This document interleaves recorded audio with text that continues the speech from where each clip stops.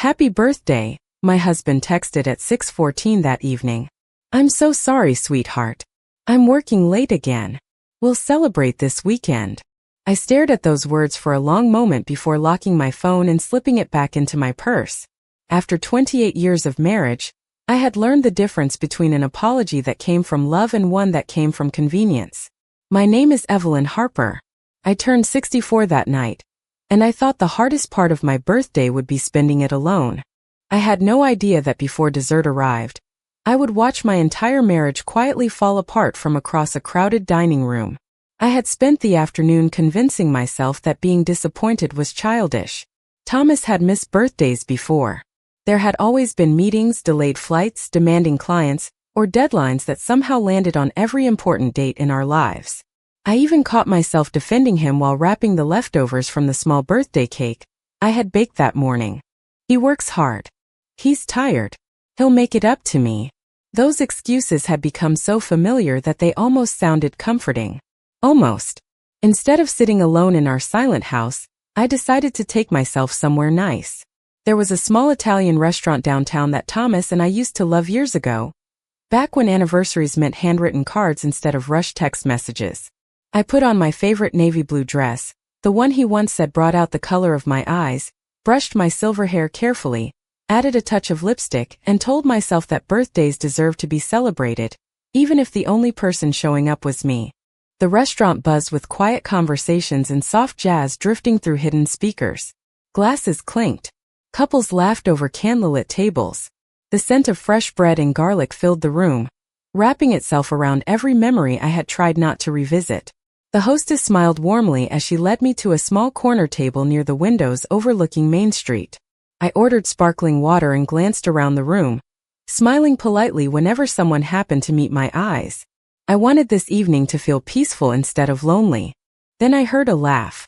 It wasn't just familiar. It was unmistakable. Thomas had always laughed with his whole face, throwing his head back slightly before rubbing the corner of his jaw. I knew that laugh better than I knew my own reflection. My eyes followed the sound almost against my will. Across the dining room, beneath the soft glow of hanging lights, sat my husband. He wasn't wearing the exhausted expression I had imagined while reading his text. He looked relaxed, happy, younger somehow. Sitting across from him was a woman I had never seen before. Blonde hair rested neatly on her shoulders. She leaned forward as he spoke, and a moment later they both laughed again, sharing the kind of easy conversation people have when time seems to disappear. I felt something inside me become very still. Not shattered. Not explosive. Just still. I didn't stand. I didn't wave. I didn't call his name. My hands remained folded neatly beside my menu, while my heartbeat echoed louder than the music surrounding me. For several minutes I simply watched, noticing details my heart wished my eyes would ignore.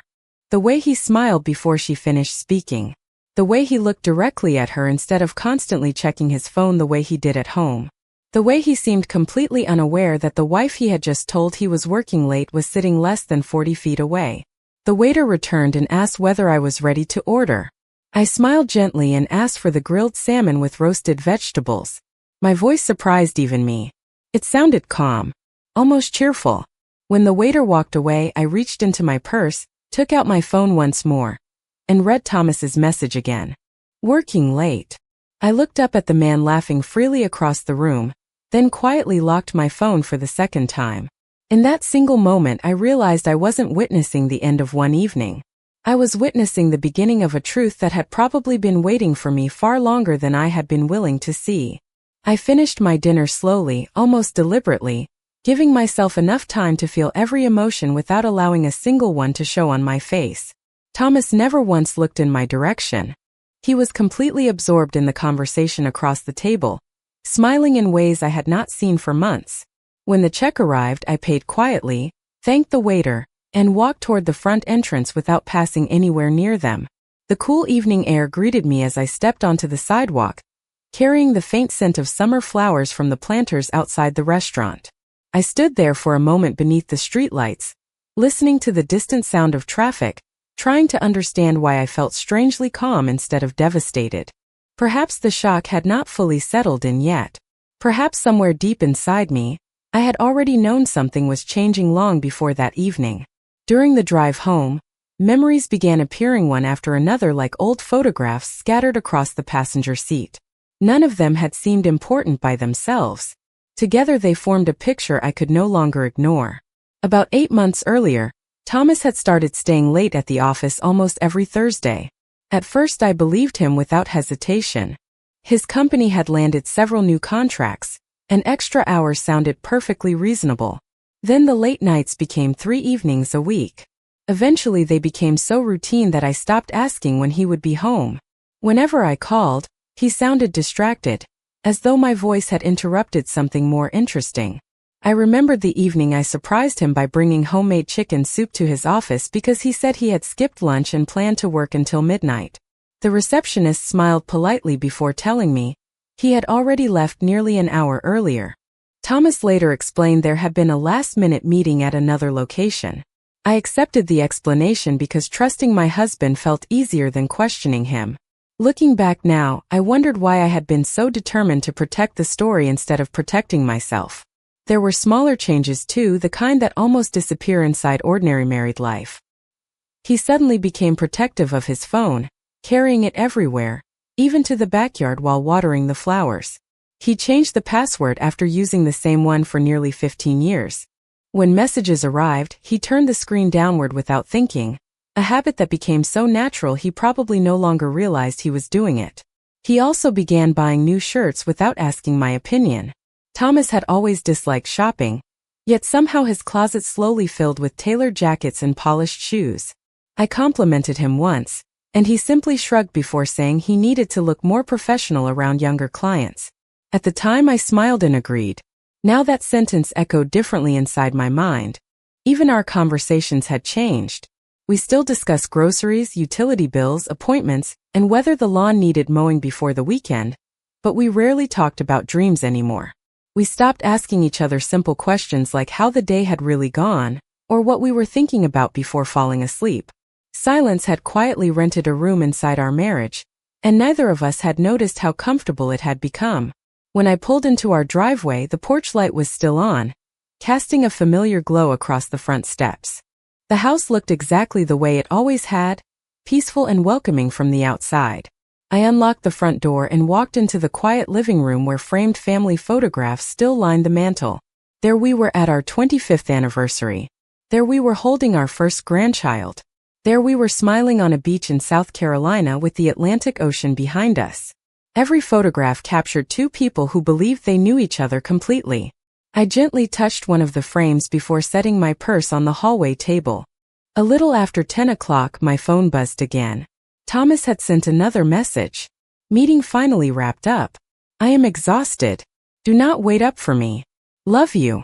I stared at those 3 familiar words for several seconds before locking the screen without replying. For the first time in nearly 3 decades of marriage, I realized that the most painful lies were not the loud ones. They were the quiet ones repeated so often that they slowly became part of everyday life. The next morning I woke before sunrise even though I had barely slept. The house was silent except for the familiar ticking of the old clock in the hallway. Thomas had come home sometime after midnight. I knew because I had heard the garage door open, his careful footsteps across the kitchen floor, and the bedroom door easing shut as quietly as possible. He believed he had been considerate. I understood now that he had simply become experienced at arriving unnoticed. When I walked into the kitchen, he was already dressed for work, reading the morning news on his tablet while sipping coffee from the blue ceramic mug I had given him for our 20th anniversary. He looked up and smiled with the same relaxed expression he had worn across the restaurant the night before. "Good morning," he said. "Did you have a nice birthday dinner?" I returned his smile without hesitation. "It was peaceful," I answered. That was not a lie. It had been peaceful in the strange way that comes after a difficult truth finally settles into place. He apologized again for missing my birthday and promised we would celebrate properly over the weekend. I simply nodded while placing 2 slices of bread into the toaster. I watched him over my shoulder, wondering how many mornings he had practiced looking completely ordinary after telling extraordinary lies. Before leaving, he kissed my forehead, picked up his briefcase, and reminded me not to wait for dinner because another meeting might keep him late. The front door closed behind him, and for several seconds I stood motionless, listening to his car disappear down the street. Then I picked up my phone and called the one person who had known me almost as long as Thomas had. Ruth Bennett answered on the second ring. We had been friends since our early 20s, when we both worked at the public library downtown.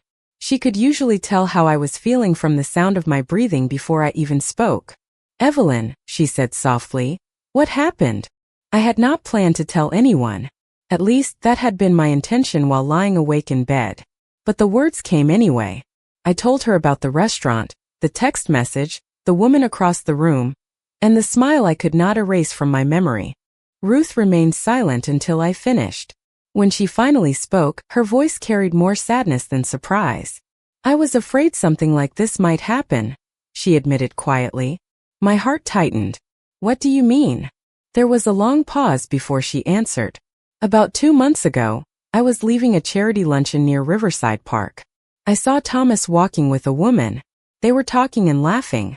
I almost waved, but they seemed so focused on each other that I decided not to interrupt. I convinced myself it was probably a client or someone from work. I closed my eyes. "Why did you never tell me?" "Because I had no proof, Evelyn.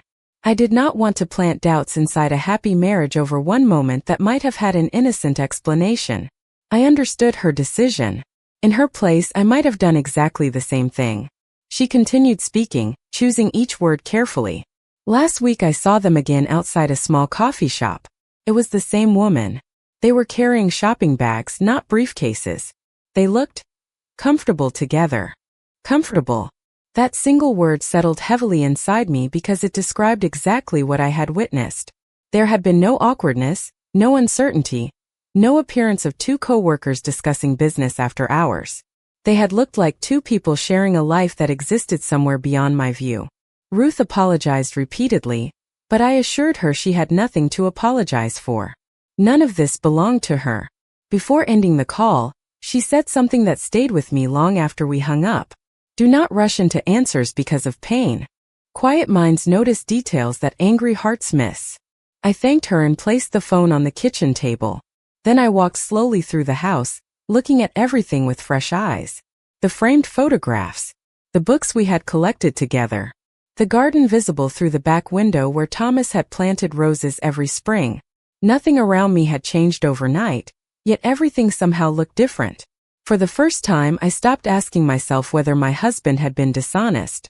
Instead, I began asking a much more important question. How long had I been living inside a story that only one of us believed was true? Over the next several days, I made one decision that surprised even me. I stopped looking for dramatic answers and started paying attention to ordinary details.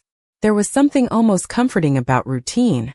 Every morning, Thomas left the house at 7:30 with the same leather briefcase.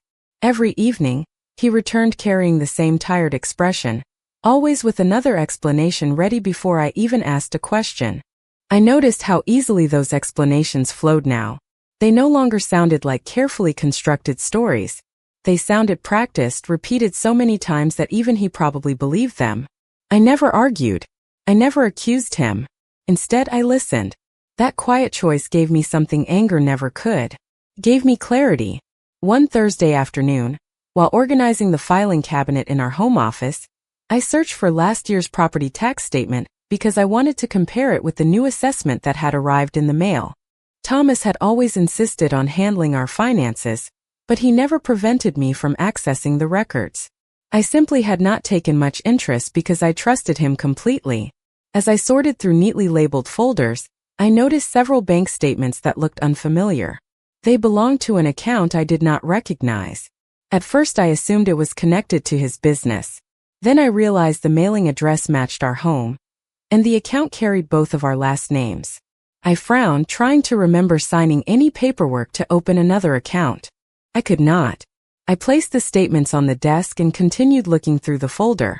The monthly transfers were not enormous, but they were consistent. Every few weeks, several $100s quietly disappeared into that account. Standing alone in the office, I realized I had no idea why it existed. That discovery did not prove anything by itself, but it deepened the uneasy feeling that pieces of my own life had been arranged without my knowledge. Later that afternoon, I logged into our regular household account. The passwords had not changed because I had always managed the monthly utility payments. Everything there appeared perfectly ordinary. Mortgage payments had long since ended. Insurance premiums were current. Grocery expenses looked familiar. Yet once I compared the records with the statements on the desk, I realized the transfers had originated from another source entirely. It was as though a second financial story had been unfolding quietly alongside the life I believed we shared. I carefully returned every document to exactly where I had found it. I did not photograph them. I did not confront Thomas. I simply wrote down the account number and the dates in a small notebook I normally use for grocery lists. That evening, he arrived home carrying takeout from my favorite neighborhood restaurant. He smiled warmly and apologized again for missing my birthday, saying he wanted to make up for it with dinner at home. We ate together at the kitchen table, discussing the weather, our grandson's upcoming baseball game, and whether the maple tree in the backyard needed trimming before autumn arrived. Anyone looking through the window would have seen an ordinary married couple sharing a quiet meal. They would never have guessed that every familiar word now carried an unfamiliar weight. As Thomas spoke, I found myself studying small habits I had overlooked for years. He glanced at his phone whenever it vibrated, but never opened the screen while sitting beside me. He excused himself twice to answer what he described as business messages. When he returned, he seemed unusually cheerful, humming softly while clearing the dishes. I remembered something Ruth had once told me many years earlier after her own difficult divorce. People rarely reveal themselves through one enormous mistake. They reveal themselves through dozens of ordinary moments that only make sense once the truth is finally visible. Before going to bed, Thomas kissed my forehead and thanked me for understanding how demanding work had become. I smiled gently and wished him a good night. After he fell asleep, I lay awake listening to the steady rhythm of his breathing. For nearly 3 decades, that sound had represented safety, partnership, and home. Now it sounded like a stranger occupying the other side of my bed. I realized I was no longer searching for reassurance. I was quietly gathering the pieces of a puzzle that someone else had hoped I would never think to assemble. The following Monday, I made an appointment I never imagined I would need. Instead of driving to the grocery store after breakfast, I turned toward the downtown office of James Whitmore, an attorney Ruth had recommended years earlier when her sister needed help updating an estate plan. I did not arrive carrying accusations or demands. I carried a small notebook, several copies of bank statements, and a quiet determination to understand my own life before anyone else could rewrite it for me. James greeted me with the calm professionalism of someone who had spent decades listening more than speaking. After we exchanged introductions, he invited me to explain why I had come. I told him everything, beginning with the birthday text message, the restaurant, the unfamiliar woman, the second bank account, and the growing collection of details that no longer fit together. He listened without interrupting, occasionally making notes on a yellow legal pad. When I finished, he folded his hands and said something that immediately settled my anxious thoughts. "Mrs. Harper, you do not need to reach conclusions today. You simply need to understand the facts before making any important decisions." Those words felt like permission to breathe again. James carefully reviewed the documents I had brought. He explained that hidden financial arrangements were not always dishonest, but they deserved clear explanations, especially in a long marriage where major decisions had always been shared. He advised me not to confront Thomas until I understood the complete picture. Instead, he encouraged me to gather copies of financial records that belonged to both of us, review our retirement accounts, insurance policies, and property documents, and keep careful notes of anything unusual. There was nothing dramatic about his advice. It was patient, organized, and practical. As I left his office, I realized that patience could sometimes be more powerful than certainty. Over the next week, I followed his guidance exactly. Every document I reviewed raised another quiet question. I found investment statements I had not seen before, insurance beneficiaries that needed updating, and several appointments on Thomas's calendar that were labeled only with initials instead of names. None of these discoveries proved betrayal by themselves, but together they suggested that important parts of his life had gradually moved beyond my view. Strangely, the more I learned, the less emotional I became. My sadness slowly transformed into careful observation. Thomas seemed to notice a difference in me as well. One evening, while we were clearing the dinner dishes together, he smiled and said, You seem more relaxed lately. I am glad you are not worrying so much. I looked at him and returned the smile. I have learned that worrying does not answer questions, I replied. He laughed softly, apparently pleased with my response, never realizing how much truth those words contained. The following Friday, he announced that another business dinner would keep him out until late. I wished him a pleasant evening, waited until his car disappeared around the corner, and then sat quietly in the living room with a cup of tea. I did not spend the evening imagining where he might be. Instead, I organized every document I had collected into clearly labeled folders, writing dates and observations with neat handwriting that only I would understand. Hours later, as I placed the final folder inside a locked drawer, I noticed something unexpected. The fear that had followed me since my birthday was beginning to disappear. It was being replaced by something steadier. Confidence does not always arrive with dramatic speeches or bold decisions. Sometimes it arrives quietly while sorting papers at a dining room table after everyone else has gone to bed. When Thomas returned home shortly before 11, he apologized once again for another long evening at work. I smiled warmly, asked whether he wanted a cup of coffee, and listened as he described a meeting that seemed strangely familiar to several stories I had already heard before. He spoke comfortably because he believed I was still accepting every explanation without question. I simply nodded, poured the coffee, and watched the steam rise from the mug between us. For the first time in many years, I understood that silence was no longer a sign of weakness. It had become the space where the truth could finally reveal itself one careful piece at a time. The following week unfolded with an almost unsettling sense of normalcy. Thomas continued leaving the house each morning with the same predictable routine, and I continued playing my role with quiet precision. I asked about his meetings. I reminded him to take his blood pressure medication. I folded his shirts exactly the way I always had. If he noticed any change in me, he never mentioned it. Perhaps he believed I was simply settling back into ordinary life after my disappointing birthday. That assumption became my greatest advantage. James had encouraged me to remain patient, reminding me that facts always carried more weight than assumptions. I followed his advice carefully. Whenever new financial statements arrived in the mail, I reviewed them before filing them away. I requested updated copies of our retirement accounts and insurance records under the simple explanation that I wanted everything organized for the future.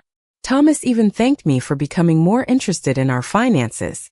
He smiled one evening and said, "I have always meant to help you understand all of this better." I smiled back, thinking how strange it was that I was finally learning about our finances only because I had stopped believing everything he said. A few days later, another unexpected piece of the puzzle appeared. While balancing our monthly household budget, I noticed a recurring payment to a luxury condominium association across town. The amount was not large enough to attract attention during casual budgeting, but it appeared every single month without exception. We did not own a condominium, at least not one I knew about. Instead of jumping to conclusions, I wrote the association's name in my notebook beside the other observations I had been collecting. That afternoon I met James again. He reviewed the latest records quietly before leaning back in his chair. "Patterns matter," he said. "One unusual payment may have an innocent explanation. A series of connected details deserves careful attention." He suggested legally obtaining copies of publicly available property records before making any decisions. There was nothing secretive or dishonest about his recommendation. Public records existed for exactly this purpose. 2 days later, I visited the county records office. The clerk behind the counter was friendly and efficient, helping me locate documents connected to the condominium association. I expected very little. Instead, I found something that made me pause. Thomas's name did not appear as the owner of any condominium unit. However, I recognized another name immediately: Claire Donovan. My heartbeat remained steady as I copied the publicly available information. I still did not know the complete story, but I now knew that the woman from the restaurant had a direct connection to the place receiving regular monthly payments. That evening, Thomas came home carrying flowers. Yellow roses. They had always been my favorite. He apologized for working so many late nights and suggested we spend the upcoming weekend driving to the lake the way we used to years ago. I accepted the bouquet with genuine gratitude because the flowers themselves were beautiful. Yet I could not ignore the quiet irony. The same man who remembered my favorite flowers had forgotten honesty somewhere along the way. During dinner, he spoke about retirement plans, future vacations, and finally having more time together after his current projects ended. I listened carefully, wondering whether he believed those promises himself or whether they had simply become another comfortable habit. After he went upstairs to answer what he described as another work call, I placed the yellow roses into a crystal vase beside the kitchen window. Their reflection shimmered against the glass as the evening sunlight faded. I realized that I no longer measured our marriage by affectionate words or thoughtful gifts. I measured it by consistency, by truth, and by actions that could withstand quiet examination. For weeks I had feared discovering answers that would change my life forever.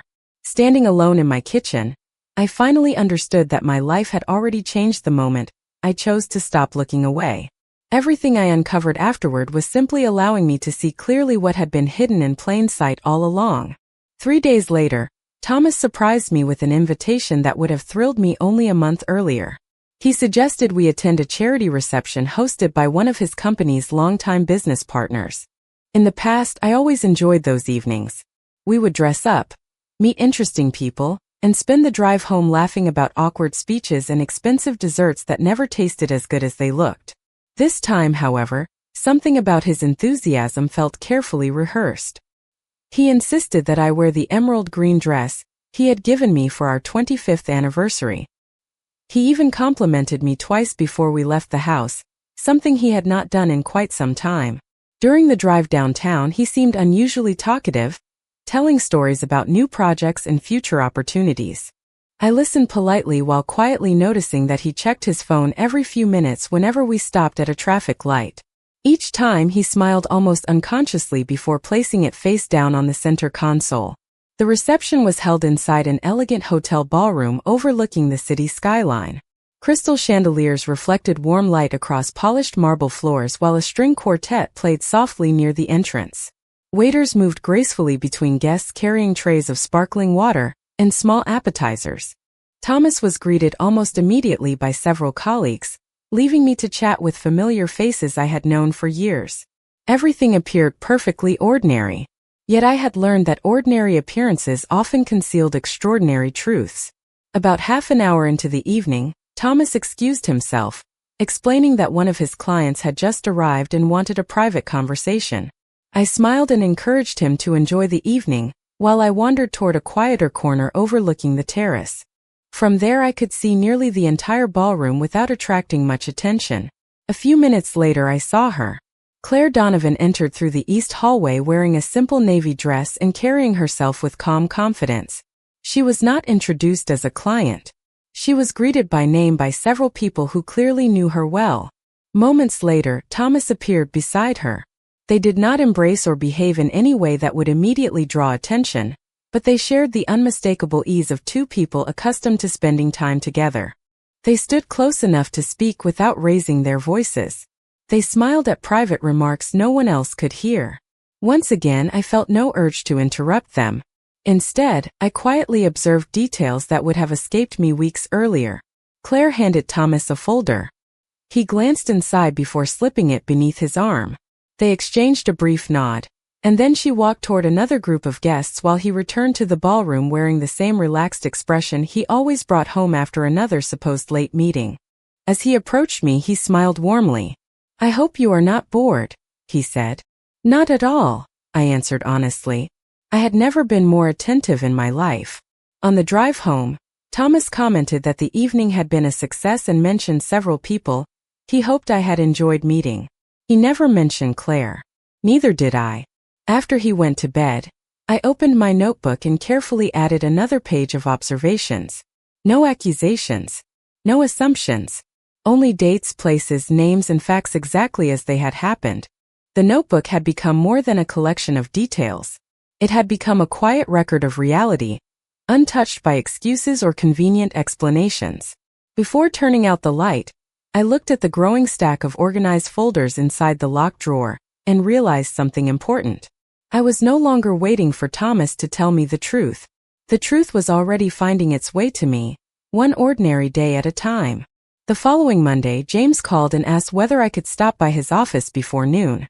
His voice remained calm, but I sensed that something important had changed. When I arrived, several neatly organized folders rested on the conference table beside copies of public records, financial statements, and timelines that we had assembled over the past few weeks. James looked at me with quiet confidence before sliding one document toward me. "Everything you have observed now forms a consistent pattern," he said. "Nothing here depends on guesses. These are simply facts supported by records." Together we reviewed every page once more. The recurring condominium payments, the financial transfers, the public ownership records connected to Claire Donovan, the dates that matched Thomas's supposed business dinners, and the timeline that showed how often those evenings coincided with transactions I had never known existed.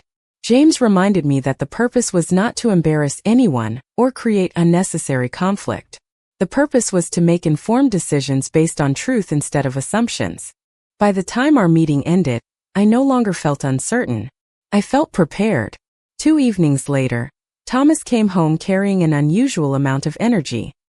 He loosened his tie, poured himself a glass of iced tea, and announced that he wanted us to attend another gathering that coming Saturday.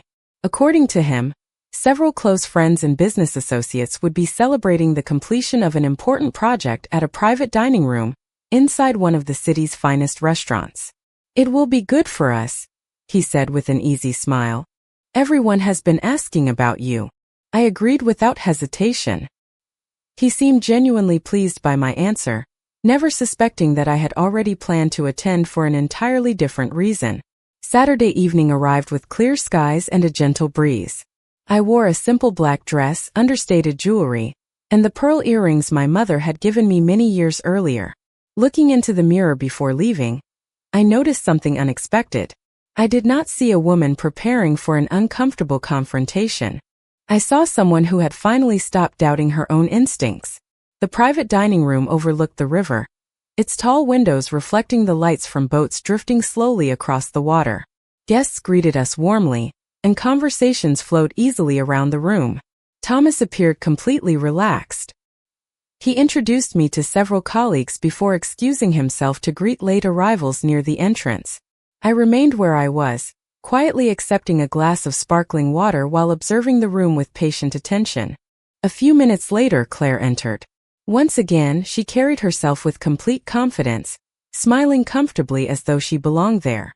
Several people welcomed her by name. Thomas walked directly toward her, exchanged a few quiet words, and accepted another folder that looked remarkably similar to the one I had seen at the previous reception. They quickly separated before attracting attention, each returning to different conversations as though nothing unusual had happened. I watched without moving. There was no anger rising inside me now, only clarity. James had advised me that timing mattered just as much as evidence. There was no value in confronting someone before every important piece had found its proper place. I left the reception with Thomas exactly as planned. During the drive home, he chatted cheerfully about the evening, completely unaware that the final unanswered questions had quietly resolved themselves before my eyes.